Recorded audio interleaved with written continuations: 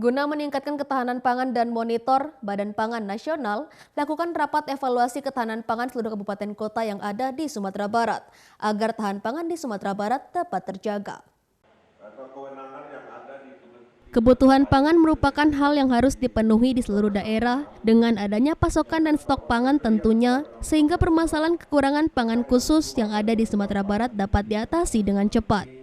Agar permasalahan pangan mulai dari ketersediaan pangan dan harga di pasaran dapat dikawal sehingga aman dan tidak terjadi polemik di tengah masyarakat dengan melakukan berbagai program seperti operasi pasar dan juga Satgas Pasar. Ketahanan pangan harus diwujudkan agar kebutuhan pangan masyarakat dapat terpenuhi serta mengalami surplus. Ketersediaan pangan Sumatera Barat pada saat ini sudah mencukupi terutama beras, daging dan telur, bahkan surplus dan beberapa komoditas pangan lainnya.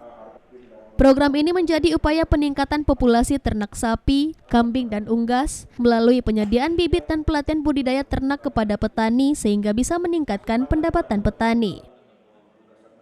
Dikeluarkannya Perpres 66 tahun 2021, di mana di dalam Perpres tersebut dinyatakan bahwa Badan Ketahanan Pangan yang ada di Kementerian Pertanian itu kan diintegrasikan ke Badan Pangan Nasional.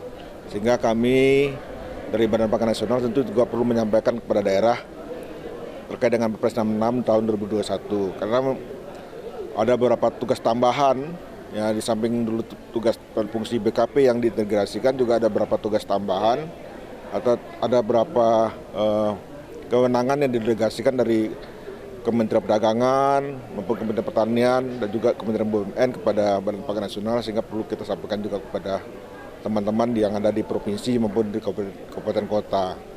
Tentu dengan adanya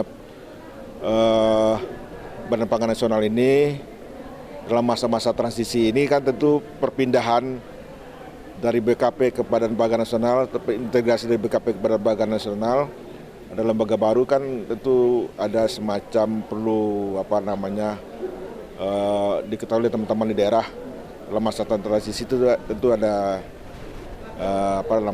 ada masalah-masalah yang harus kita juga selesaikan, ya, artinya tidak langsung lancar, ya itu.